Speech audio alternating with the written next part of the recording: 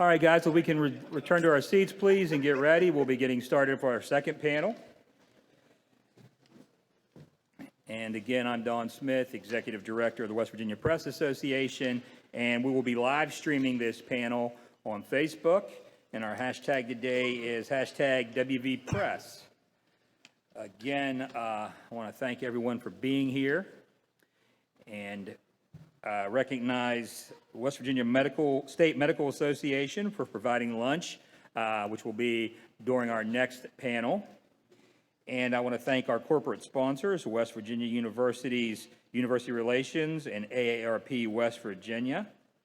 And our live streaming is everywhere local, and our graphics and all of our stuff today is developed by Hepcat Design and Brenda Pinnell. So we thank all of them for that. We're coming out of panel 2 at 10:45 on the budget and tax reform. Senator Craig Blair, Berkeley County, Chairman of the Senate Finance Committee, Senator Corey Palumbo of Kanawha County, a member of this Finance Committee, and Delegate Mick Bates, Minority Chair of the House Finance Committee, will discuss the state budget and tax plans and the needs for 2020. Topics we hope to discuss include preliminary revenue estimates, possible spending cuts, targeted programs, impact on local government and school revenue, and what's the opinion of the county and city officials across the state if that's been addressed. Our media moderators today will be Mike Myer of the Intelligencer and Wheeling News Register and Brad McElhinny of West Virginia Metro News. We'll be starting, and Senator Blair, several of the panelists have been kind enough to do media bites, and that's kind of kept them away from their podium and getting prepared. So Senator Blair has asked for, well, I should say I'm granting majority privilege here, and we'll let him go last as he prepares. As Senator Palumbo pointed out, well, you're in the majority, you should go first, but I think it'll be good to hear what Senator Palumbo and Delegate Bates have to say. We're going to go with brief opening comments. Then our moderators will have a couple questions, and as we did last panel, we'll open up to the floor. We appreciate everyone being here, and with that, we will get started. If I could, Senator Palumbo, can you opening comments? Sure. Can you do it from there? Yeah, you can do it. You can do them here or your seats, or either one. Okay. You can move the mic if you'd like. Okay. Thank you guys for having us here for this panel today. Opening comments, I guess, just generally on the budget. I think that we probably could have seen that we were going to be a little bit behind this year with how we spent money last year, and the fact that a lot of the things that were boosting our budgets, pipeline construction, coal export market increasing, road construction, none of those things were going to be permanent revenue streams for us. So as some of those things have pulled back, like the pipeline construction and the coal export market, I think we're seeing some of the effects of that. Hopefully, things will get better in the second half of the year, but if not, I think we've got to be prepared to make some difficult decisions. Good morning, and thank you. It's good to be here. Let me say this: it's a beautiful setting to have a meeting. So I've never had the chance to speak in this room before, and I appreciate all of what you do and making sure that we can communicate effectively to the people back home and the folks in the back of the room that provide for this setting here today. I'm in the minority. I'm in the minority as a Democrat. I'm in the minority as a member of the House on this panel. So I'll kind of keep this brief because I think questions are probably what you want to hear from. But this will be my sixth session. So I've been through 5 budgets, and there's been quiet times and there's been not so quiet times. So going back, the first year I was here in 15, we had a relatively benign budget year. 16, we had Budget Battle 1, which was the tax cut, the tobacco tax fight, where we nearly shut the government down over 55 cents. And then we had Budget Battle 2, which was the cow pie budget. And then we ran into some good times. And so things got a little bit better, and then we had about $100 million we shoved into the back end of Medicaid to close the hole. And then we had last year where we were running in cash, and we basically spent everything we had because times were good. So I think that this budget year will probably go back to a little bit more of a benign budget. The Republicans have control of both houses, and Governor Justice is a Republican, so they can pass whatever budget they want.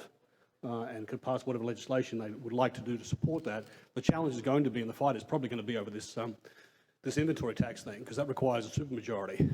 So it's a constitutional amendment, and you can't get through the House or the Senate without Democratic support. So I think that's where the fight's going to be, not the budget. So with those comments, I'll be quiet and let Senator Blair continue. We are actually filibustering to buy Senator Blair some time, I believe. So, are you ready, sir? Yeah. Oh, okay. We're out. Cancel that. No filibuster. Senator Blair. I think I figured out a new way to go about doing this is come in and always ask to go last. Good morning and welcome. Thanks for having us here to be able to have a discussion about the budget and the finances for the state of West Virginia. And I appreciate everything you do. Last year, I came and was here. In fact, I got called downstairs where we had a special little meeting with all the publishers in the state of West Virginia. And it was interesting because I have this dream of being able to make public notices so that it shows up on your phone. And I want to credit Don and everybody for the ability to work together. You are making steps forward in this state to being able to get it better notification out to the people on what's going on. But it's also been another thing, and that is the partnership of the Senate Finance Committee, the staff up there, and the Press Association has done phenomenal things on being able to put out information on a weekly basis throughout the state of West Virginia. And it's to both the weekly and the daily newspapers. So, Don, thank you for the collaboration that we've done on that. And it's a big deal. Nothing thrills me more than when I open up a newspaper in the state of West Virginia and I can see the collaborative work that's taken place. Now, with that said, we're going to go to last month, and we came in just $6.8 million above the revenue estimates, which is always a good thing. We were down for the year, though, still at $33 million. I'm not stressed by that number, okay, at all. I believe the second half is going to be better. In fact, energy on prices are now on the escalator. They are going up. That will be good. Now, one of our biggest problems that we've gotten in this state is that our budget is so predicated on the roller coaster of the severance taxes, okay? And it is a roller coaster. When we got really good years, like the past year, then we had surplus money, and those surplus revenues didn't go to base building except for the 5% pay raise. Otherwise, third largest contribution into the rainy day fund ever in the state of West Virginia. PEIA, the reserve fund, $105 million, I believe it was, that went into that. The road fund, out of general revenue, was right around $120 million. This is one-time spending. Now, sure, we could have put it into the rainy day fund or half of it or spend it on other frivolous things, but what we did was we put it into things that would actually have a return on investment for the people of West Virginia. That is ultimately our goal when we're going through the budgetary process, is to invest into West Virginia, make it so that we can get the folks off the entitlements and get them back into the workforce, get the people out of the penal systems and get them back into the workforce. The list goes on and on. These are the things that we're putting in place. And there's been good work done in the past.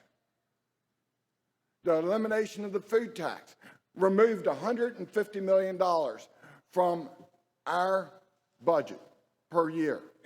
But the fact of the matter is our revenues are still higher than what they were then. So don't ask me, where's the money coming from when we go to do a project? It's all about prioritized spending.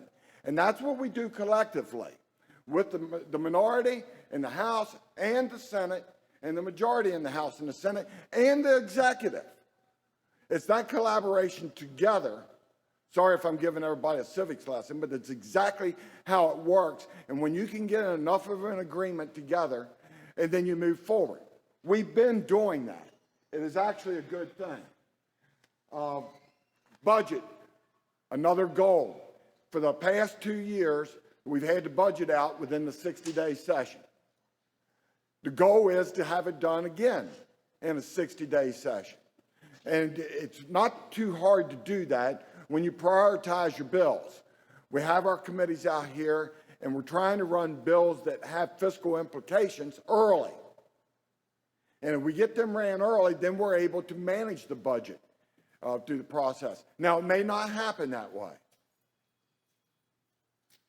but we managed to do it 2 years in a row under adverse conditions when you have people in the hallways packed in, striking and not going to work and doing their jobs. So I say that we can actually do it again this year. One of the priority spends, and I say priority spends, and Delegate Bates here recognized it, and it's the personal property tax on equipment and machinery. Over the years, in the last 2 decades, there's been a multitude of people that's tried to be able to get this done. It has not happened yet. We've nibbled around the edges, eliminated the business franchise tax, reduced the corporate net, of regulations, of tort reform. And I think it's over 1,500 regulations that we have actually removed from the books or reduced on what was going on. And the tort reforms are so numerous, I can't remember them all. All of these things are to do one thing, to bring jobs back to the state of West Virginia, good paying jobs. I'm from the Eastern Panhandle. I want nothing more than Southern West Virginia and other Central West Virginia to have the same prosperity as what we do in the Eastern Panhandle. And when I say prosperity, you can go down our interstate there, and there are the vans off of the back of tractor and trailers that have billboards on them sitting out along the road, $16 and $17 an hour, we're hiring. When you have a population that is increasing, you have a greater demand on the workforce, and a greater demand on the workforce creates greater wages. This is how you pay for the good things that you want to do in the state of West Virginia, including pay raises for our underpaid state employees, the teachers, the school service personnel. Nobody's in disagreement about that needs to be done. But the average person in West Virginia needs to have their wages go up as well. And we're putting things in place to be able to do that. And I'm going to say one more thing, then I'm going to stop because I think I probably went too long. And that is I'm a big proponent of bills not dying. And I think it's nonsense. I run a water treatment company, and if I come to Brad's home here, and I'm putting a water softener in for you, and at 5 o'clock I'm not done, I look at you and say, well, sir, I'm done today. I'll be back tomorrow. I'm going to tear it out, and then come back and put it back in. It starts the vicious cycle of me never getting done at 5 o'clock. So what we do in finance is we take all the bills that passed through the session, last session, and we bring them forward on the first day that the finance committee meets. And we make sure that everybody understands what's going on. And if there's a bill that was a close vote, we don't run that one. That's out of respect for the minority and everybody else. But if it was unanimous or close to unanimous votes, I don't hesitate to do that. When we're in agreement, we see this as an efficient process, and on day 4 or 5 of the legislative session, the Senate as a body as a whole is actually passing legislation out to the House of Delegates. That's called efficiency, ladies and gentlemen. That's what we're trying to do with state government. And one last thing, I'll have to applaud the governor's office. I'm seeing efficiencies being had throughout the state of West Virginia, that they're coming to us, and it's showing results. Finally, I get goosebumps when I talk about that. So I'm done, and I look forward to answering any questions. Thank you. Senator, I do have a question, starting with you. We talk about the inventory slash... I'm hard of hearing, so you've got to get closer to the mic for me, please. Okay. We talk about the inventory slash equipment tax. What would the cost to the state and local governments of eliminating that be, and how would that loss of revenue be made up for? Okay. First of all, we're calculating right around $100 million. This past year, it was $92 million, and it can fluctuate up and down. So much so that some counties are higher than others on that. And so what we've done is we went back and looked at the last 4 years and given each county the high in that 4-year period and calculated that in, and that brings us to the $100 million for the personal property tax on equipment and machinery. And that actually includes the excess levies in the 44 counties that have excess levies. So that is packaged in place of, and just for the reference of non-manufacturing inventory is $40 million. That is not being considered at this point in time. Another $40 million is in the manufacturing of coal. That is not being considered in this process. And then it's about $140 to $150 million on automobiles. And so there's, that lays the landscape for you. Now, it takes a constitutional amendment to be able to get this, and it takes a supermajority to be able to get that across the finish line. But we must be able to we've got to be able to give ourselves the flexibility. The people need to give us, the legislature, the flexibility and the executive to be able to get us to there. Now, when it comes to finding the funding for it, we have a natural escalator in revenues to start with. I don't have that chart here in front of me, but I'm happy to get it to you. Don, wherever you're at, I think that's a good one for our staff to be able to put out there and show the natural escalators of revenues in the state of West Virginia, even though, you know, we'll have dips sometimes, but that's what the rainy day fund is for the smoothing mechanism to be able to take those lows in the energy sector and smooth it out. Now, so we're looking at $100 million. When we did the first 5% pay raise, we actually made $20 million off of that because of the decline in student enrollment. There was over 4,800 students that left the school system. In turn, we had budgeted and it come in 20 million over. This year, it's not going to work that way because we put a threshold of 1,400 students so nobody can get below that 1,400 student barrier. But there was a decline of over 4,200 students throughout the state of West Virginia. We had $16 million to spare in this budget that was unappropriated. I believe when it's over and done with, we're going to see, and I'm going to be conservative on this number, $40 to $60 million will not be spent in the 5% pay raise that come in because of the declining student enrollment. That's the only reason. Otherwise, it would have been an expenditure, and it is base building. If, for instance, the enrollment declined, the enrollment decline stopped, then those numbers would come back. But I predict in this coming year that you're going to see 3,500 to 4,000 in a student decline also, and it could actually get higher than that. It just depends on where you're at and what the mobility is of our population and the birth rate and all that. But I'll close with this remark to your question, and that is it's about prioritizing your spending. You got to be able to get that return on the investment. And if we were able to eliminate the personal property tax on equipment and machinery, it would be the last stumbling block, the checklist, so to speak. And Ed Gonch is gone, but he would tell you that that little check mark there, we need that. It's working right now in the Eastern Panhandle. But I had a gentleman ask me, well, what about Southern West Virginia? You're right. What about Southern West Virginia? What about the areas of West Virginia that we've seen the manufacturing and the employment decline? We need to be able to get this back, and building new roads there won't do it. You've got to make it so that corporate America splash in the pool, get the job done so that they say, wait a minute, West Virginia's changing.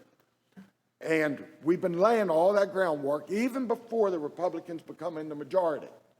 I can spread the wealth around on this, but this is the final big lift. We must get there. And if we get there, we're going to see prosperity, and we'll get off of that economic severance tax roller coaster into the future. I want to ask one quick follow-up question to Senator Palumbo and Delegate Bates, which is this. It does require a supermajority to get the ball rolling on that. Is that supermajority present now? And If not, what's it going to take to get there? That's a great question. I don't know that it's present now. I think that there are certainly several Democrats, myself included, who have always looked at that tax as a hindrance to business investment in West Virginia, as largely a negative tax. The question's always been, I mean, we can't take that money out of the county's hands. I mean, the counties in West Virginia struggle largely because our real estate taxes are so low. I mean, much lower than most states around the country. Now, it's not going to be politically feasible to shift that tax burden from the manufacturing companies to people and their residential taxes, but there's got to be some way to keep the counties whole. And that's the thing that's been difficult for the last 10 or 15 years as we've been looking at this. The other side of it, and I do appreciate Chairman Blair's optimism, I mean, right now, West Virginia's business tax burden, according to the Tax Foundation, is our 19th lowest in the country. So lower than all of our surrounding states in the bottom half of the country. I wonder, even though I think that's a negative tax, how much of a difference will it make if we tick that down to 17 or 16 or 15? I mean, we're already better than our surrounding states. We're already better than half of the states in the country. Will that make a big impact? I mean, I think it might, but I don't know for sure. So I think the thing is, I mean, if we can figure out a way to keep the counties whole, I think you could get some more Democrats on board, and I think you could get it passed. Thank you. Senator Palumbo is spot on in his assessment or analysis, and we actually dealt with this issue in the House last year. So before the lid blew off with the education reform bill, we took this bill up in committee and we passed it out of House Finance on party lines. After about 4 hours worth of questions, about half were answered adequately to our satisfaction.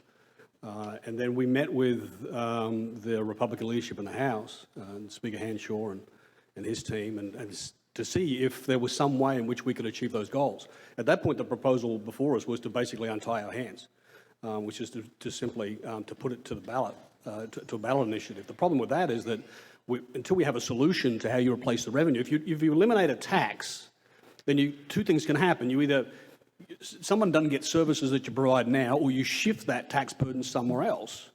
And that tax right now funds counties and funds education. So just to say, well, fill it with general revenue isn't the answer. So until someone can prove to me and my colleagues on our side of the aisle of the House how we're going to pay for it, then this thing is going to have a hard time garnering enough votes in the House to pass. Thank you. I just want to ask Senator Blair a quick yes or no question. If I understood you correctly, you were saying, well, we're going to have enough revenue to make the counties whole. Is that right? Yes.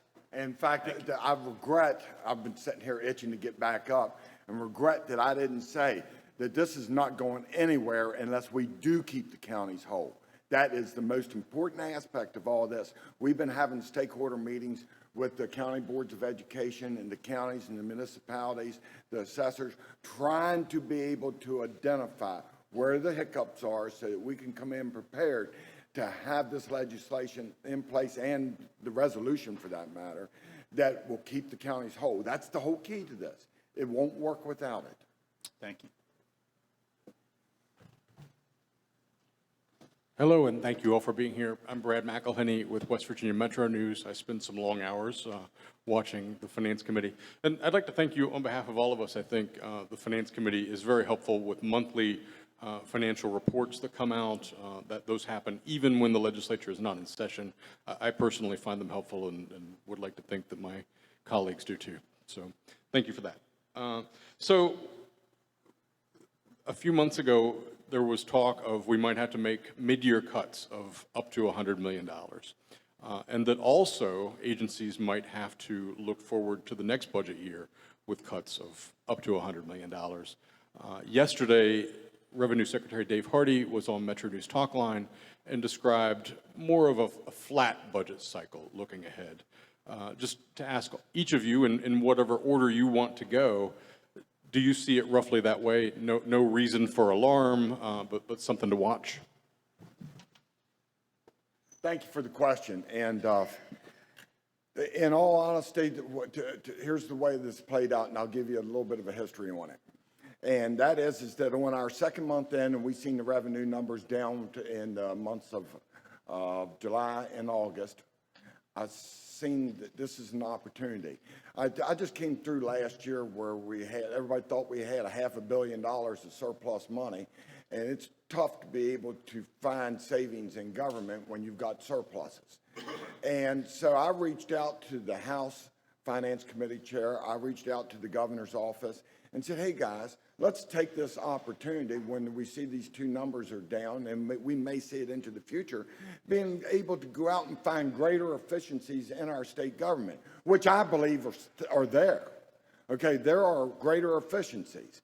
Now, when the governor's office said that, I think, what was it, 4.6 million or 4.6% reduction, I think is what they said that they were talking about doing. Well, that was more like with a sledgehammer or a machete going at it, and I would recommend that we go about doing this more with the scalpel. And the governor's office has the ability to do that. And as I'm telling you this, the governor's office is doing just that. They are actually going in and looking for the ability to have savings throughout our budget in all these different agencies. But I'm the one that stirred that up and got that part of the process going. And I believe it's the right thing to do because it's hard. I can't stress this enough. If you've got surpluses and everything, it is hard. Everybody's looking at how to manage the money that's coming in. And I want to be able to make our government as lean and mean and as efficient as possible, responsive to the citizens.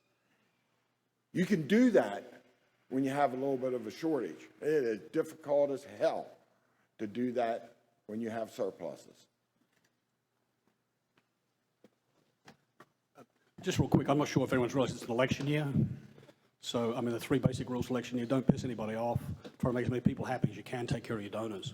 So, I mean, that's really, that's why it works. So I think the budget's going to be quiet. If there's going to be a fight, the fight's going to be over this inventory tax. So I didn't think I'd ever say this, but $30 million in the context of the West Virginia budget, $30 million is not a lot of money. I mean, you can shake some, you got this counts, you can move some stuff around. This is not going to be a hard thing to close this year. I mean, I think, you know, I don't see big budget fights moving forward. I think the fight's going to be with the inventory tax.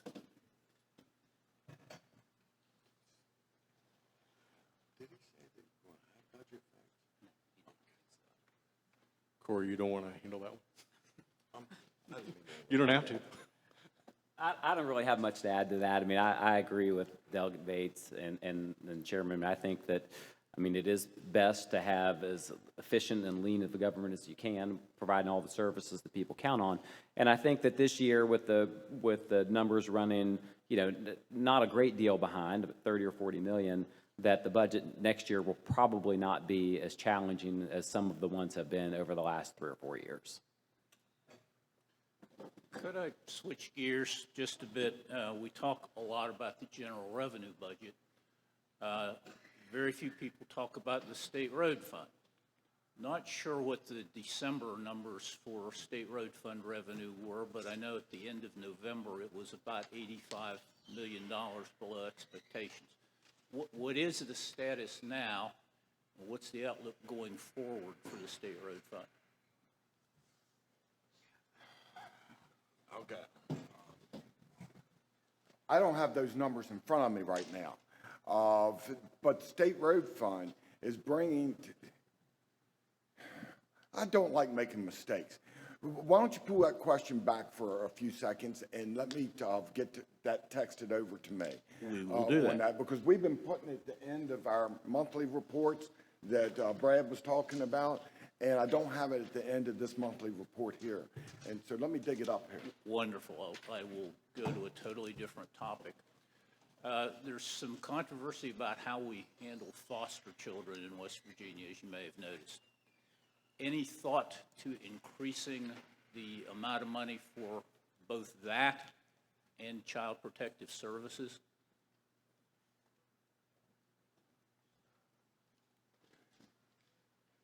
Yeah, real quickly. I mean, my understanding right now is that Medicaid is about $300 million surplus. So that's money that's been allocated to the Medicaid program, but not, so that's in the realm of DHHR. So yeah, I feel pretty strongly that money's been appropriated for medical services. Then we should be able to, if we're going to redirect that money, we don't need it, we should be using it in that area. So if there are additional resources that are needed in that area, particularly if we're able to do that in a way that it, allows us to wrap services around a child and bring in federal dollars. Because if we spend $1 within that program, then we bring in $3 from the federal government. So I think there are some solutions to that problem there within the context of DHHR's budget because of the surplus they have in Medicaid right now. But I would defer to them and their expertise in terms of how to do that most effectively. But it's clearly a significant issue that we need to address by putting more resources in there. I agree with Delegate Bates also. I think with the increase in the opioid crisis the state's facing, I mean, it's putting more and more stress on the foster care system. More and more kids are in that system.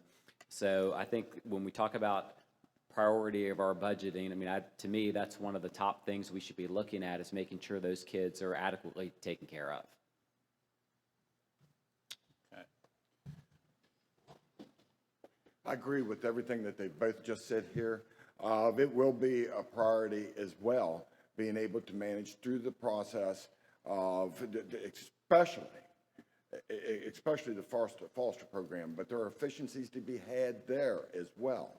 And again, I know that the governor's office has been working on that aspect of it, on being able to make it so that we can do more in that process. And so I applaud them. That is actually, when we're sitting up here talking about this, we're worried about being able to fund it. And of course, we want the work to be able to be done. But who executes that is the executive. And they're moving forward and looking at that. And everybody knows full well that I have a little bit of a love-hate relationship with our governor and everything. But so you can tell whenever I'm hoisting praise onto him that I believe what they're doing is attempting to do the right things for that process. So, because otherwise I wouldn't. I would be just the opposite, so. Just to back up a hair, I talked about foster care and child protective services. More resources for them to maybe retain some of their caseworkers? Mike, you don't want in on that one? And the reason for it is I don't know, I haven't seen the budget request from the governor's office this year to be able to honestly answer that question. Okay. So that puts us at a disadvantage on that. I don't want to speak out of line, but I think that there might be an effort for that. That's why I was looking at Mike and it's a little early to be able to answer that question. Okay, thank you.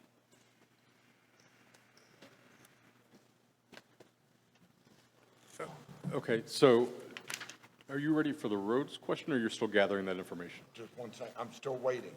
That's fine. I have a question related to the topic we just discussed. The state has been running a Medicaid surplus, and I sit in these budget meetings, and we've talked about filling budget gaps with the general fund with Medicaid surplus. Why is there a Medicaid surplus given West Virginia's many needs? And over the last few years, has it been used the way it really should be used? Anyone? Yeah, I'll jump all over that. Under many administrations, I mean, Medicaid's a big program. I mean, it's billions of dollars. So through the budgetary process, we allocate all that money. So over the course of the year, you spend your way through it. And depending upon various things, you may spend more or less than what's allocated to the budget.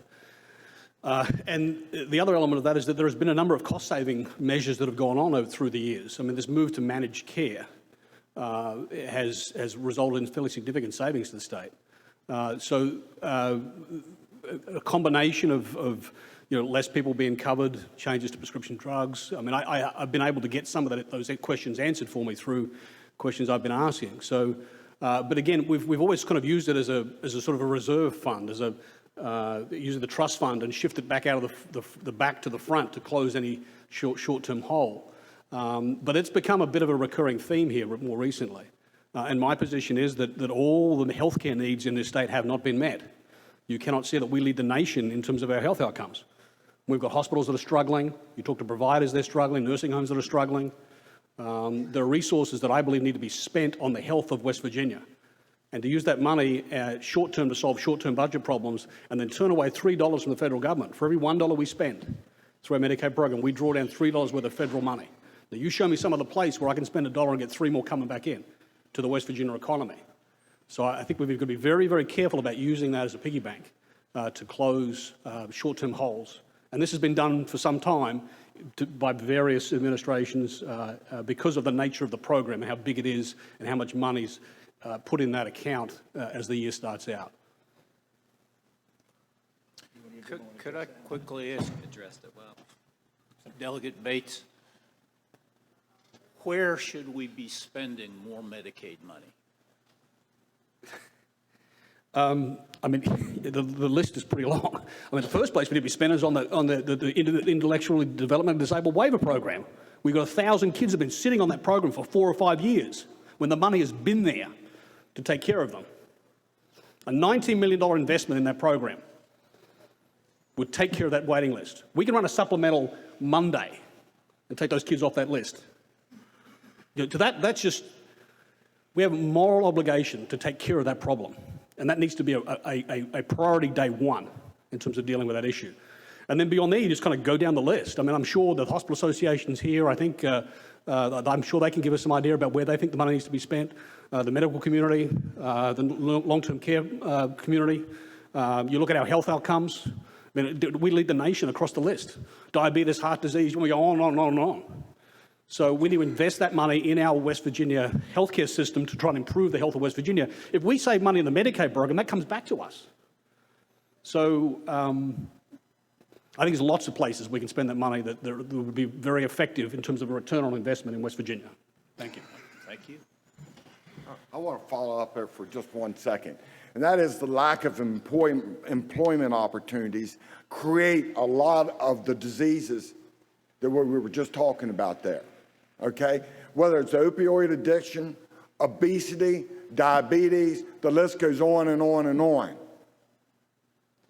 I'm not talking about children that are born with special needs either. That's not what I'm speaking of. But we all know that we got a problem with that. This is why we must get jobs back to the state of West Virginia. That should be the #1 priority on being able to manage our way through this. And because with the good employment opportunities, there's a whole host of things come along with it, including health. So on the road fund, just tickle me. We have 2 budget bulletins out there on that we've put together, that we've worked with the West Virginia Press Association, that has all that data out there. And since we got them done now, is the revenues start coming in and all, it's a matter of swapping out the numbers and adding something to the graph and all on that. What they sent over to me, though, was dealt particularly with the bonds that we put out there for the Roads to Prosperity. And here I go applauding the governor's office again. And all because the bond revenues was set up as, and actually I'm not going to applaud just the governor's office, the legislature as well. When we did the Roads to Prosperity, we set that bond sales up to being 800 million, 400, and 402. And so when those were let out, the first one was let out on that, we brought in additional revenues on it, and I'm drawing a blank on it right now. You want to say it out loud, Mike? Right, the premiums. But the second that at 600,000, we got a better interest rate and a higher premium than what we did on the 800. And we were using the money that's dedicated to those bonds as pay-as-you-go until the bond market got conducive. This is where I want to give the credit to the executive from that area of releasing those bonds at the appropriate time, or to be able to draw that money in and get the most bang for the buck in the state of West Virginia. Now, we only have a $200 million one left to go. and the resources that's dedicated to that for the debt service at this point in time has gone into the road fund, and it's actually being used to take care of potholes, ditching, and stuff like that. It's been one of my biggest complaints when we were working through the process that we were putting $100 million additional into the road fund anyhow when you didn't have the bonds sold yet. That was money as you go. And there's another aspect to this too that I think that it's important to me. When you look at our Department of Highways, and they've bought a lot of new equipment and everything, it's not custom white with a yellow and gold stripe going down the side of it now. Those vehicles and tractors or whatever could be green, they could be red, they can be white, they can be yellow. Doesn't make any difference. They're out there, instead of sitting in a warehouse somewhere getting a paint scheme put on it, they are out on the job getting the work done. That is a big deal, ladies and gentlemen. That it shows the focus and the priority of what's taking place with Bird White and Company over at the Department of Highways. They're trying to get the fiasco that we've been dealing with straightened out, and I believe they are being successful at that. Thank you. Thank you, Senator. Now we'll open up the questions to the floor. Brad and Mike, if you guys would get the mics and get them ready. And if you have a question, please raise your hand. I want to point out that, unless I'm mistaken, this is probably the largest gathering of working media at one place in West Virginia during the course of the year. We have more than 25 media representatives and more than 50 media groups represented here. So we're very pleased with that. Damon? Yeah, speaking, Senator, of return on investment of taxpayer dollars, the West Virginia legislature passed a coal tax rebate program during the last year's session designed to boost production by making it easier to procure new equipment. Also, both houses of the legislature passed and the governor signed a bill lowering severance taxes on thermal and steam coal from 5% to 3%.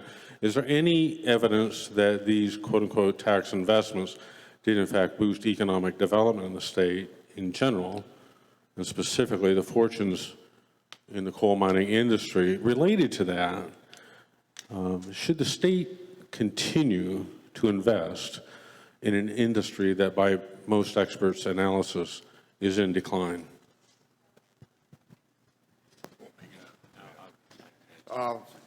To answer your question, I think you can tell by my comments that I'm talking about diversifying and moving out. But I also would like to point out that the energy industry, I'm from the Eastern Panhandle, and yeah, we have Procter & Gamble and a bunch of places over there like that now, but when I was growing up, it was agrarian. It was apple orchards, peach orchards, hogs, cattle, grain, and stuff like that. That's not what paid the taxes to put me through school, okay? I can tell you that right now. The taxes that paid to put me through school was the energy industry that helped offset in the agrarian area of the state. Now, I have to say this over and over when I'm back home, because they say, well, we put so much money and it goes to Charleston and doesn't come back. I have to remind them of what I just said to you.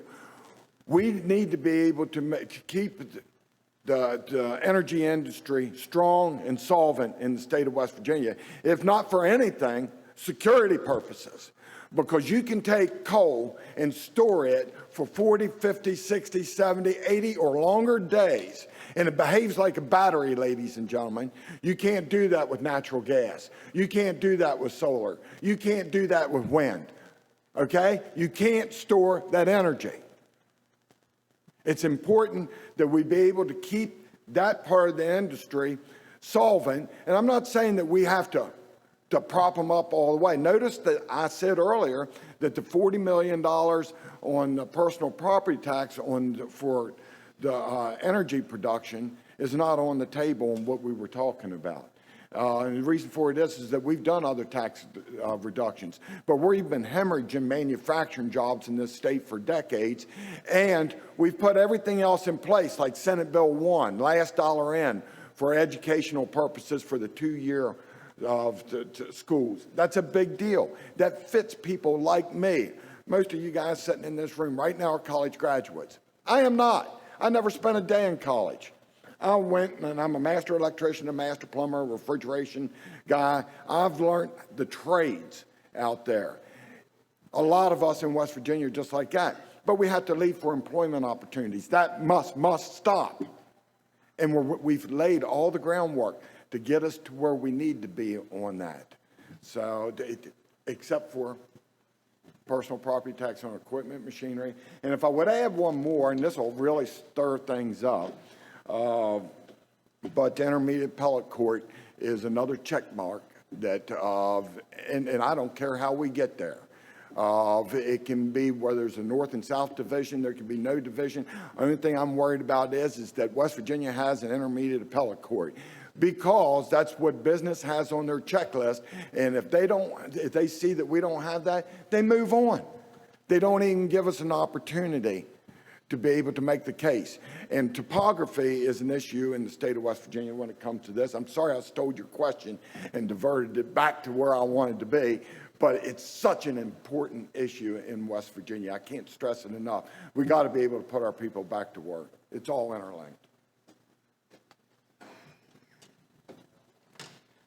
I think those tax breaks we provided to the coal industry last year were a little bit misguided. I think that, as your question suggests, I mean, the coal industry is in a state of decline, has been for a few years, and I think most people perceive that that will continue to happen over the course of the next several decades. So I think that that providing those, and I've supported the coal industry for most of my career, and it's helped us in innumerable ways over the last 100 years or so. I mean, but at this point, I think that continuing to do that, and when you contrast that with the Senate's effort the last couple of years to get rid of the wind tax credit that has helped the wind industry in West Virginia, and you look at Fortune 500 companies, and a lot of them, it's very important to have renewable energy options in the state, and we continue to focus almost entirely on coal at the exclusion of renewable options.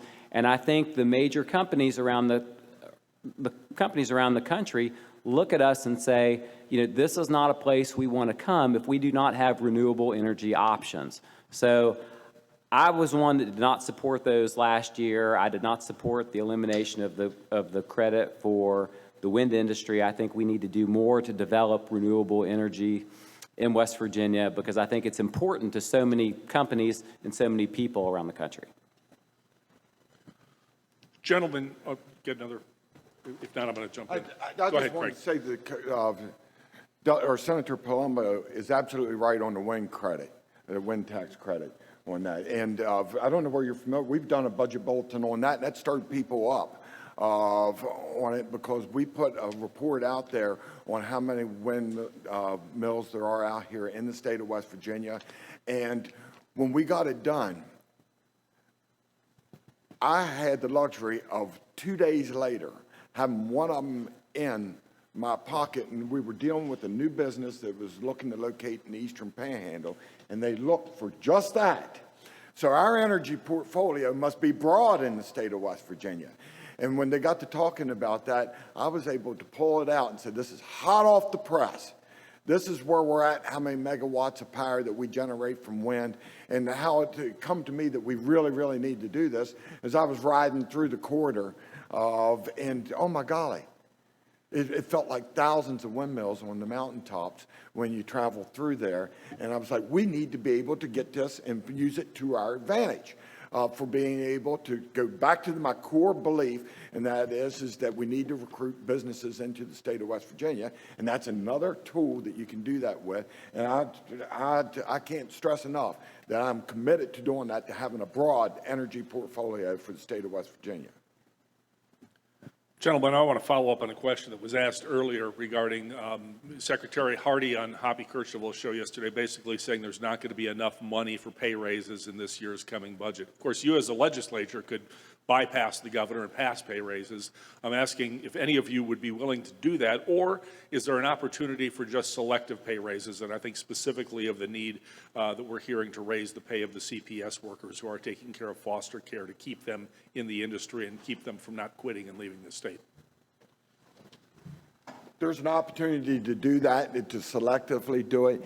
haven't done a lot of research on that, and you can tell by my message that I've got here today, is that we need to take a breather for just a little bit and be able to, everybody's in agreement that we need to get jobs back into the state of West Virginia and get a greater demand on our workforce. When you do that, then you've got more revenues coming in. That makes it so that we can get that opportunity to increase everybody's wages that are working for government, whether it's the county level, state level, whatever it may be. We recognize that we, as a legislature, don't get paid. I'd venture to say most of us lose money when we come down here and serve in the legislature.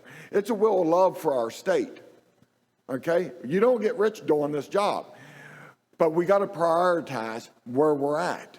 On it and to increasing that revenue stream. And yeah, there's a natural escalator on it to begin with, just because the economy expands. But we still got the same amount of people here as what we had in the 1950s. No. We need to have people moving here so that we can keep enough of our congressmen. This is the way to do it. If we could just get a little bit of breathing room to be able to do it, we're going to see that happen. And you're going to see people moving into the state. And it's going to put such a demand on it that you're going to see everything's going to get better, again, for including CPS workers' salaries and things like that. The jail bill is taking a lot out of county budgets. Are you guys considering any proposals to change the bonding system this year or bond overhaul? We're getting reports of some big changes coming in that respect. That one's out of my wheelhouse. We've had some discussions about it in the past, and I would hope that we're going to get here before long. That's a Senator Trump question.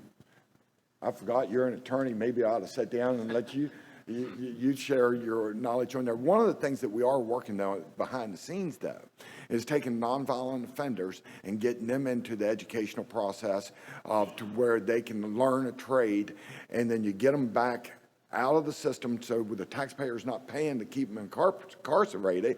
You get them out, you get sponsors for it, they get drug tested, and they end up becoming taxpayers, not tax takers. That's a win-win across the board for everybody. That work, and again, I applaud the governor's office, is working quietly behind the scenes, being able to put all these things in place. And Secretary Sandy and I have had many discussions on this, and that's another one that I would love to see us get that accelerated, for that matter, and get these people in place for gainful employment.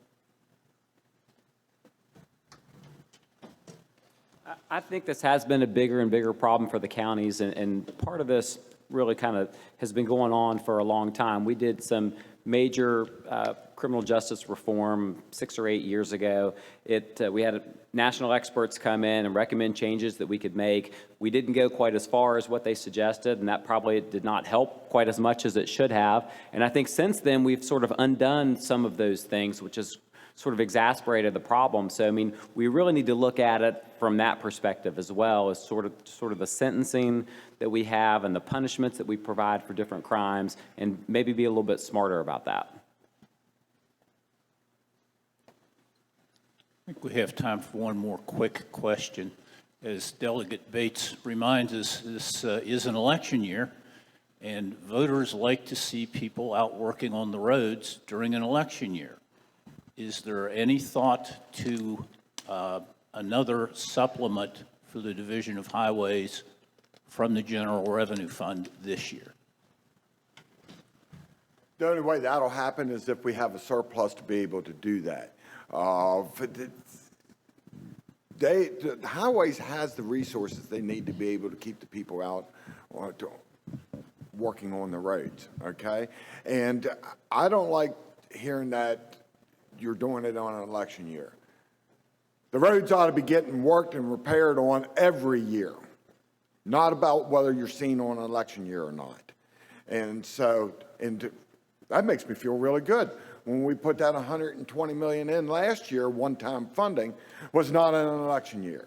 But it didn't go into the rainy day fund, or half of it go into the rainy day fund. That was all managed in such a way that we were able to get our resources used. And by the way, the surplus part of the budget last year was pre-funded also out of last year's budget as we worked through.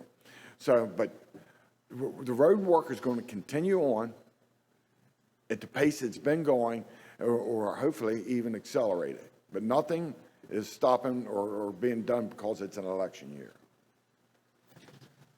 Let me just close on that real quick, because I think it's a good question to close on, because I think it's one of those things that we've actually done well together. I mean, if you look at all the things that have happened since I've been down here, that wasn't a real popular thing. I mean, we had to raise the gas tax, we had to raise registration fees, we had to go to the market for bonds, we had to, I think that was probably one thing I think we did in a pretty bipartisan way and kind of moved the needle pretty significantly. It's been talked about a long, long time, going back to the Blue Ribbon Commission. So I think that fiscally, we're where we need to be with roads. When we've moved more money around than we've moved asphalt and dirt in our roads program. So I think we're okay there fiscally. Now, it's the implementation of that, and that's a function of the administration. Thank you. Thank you.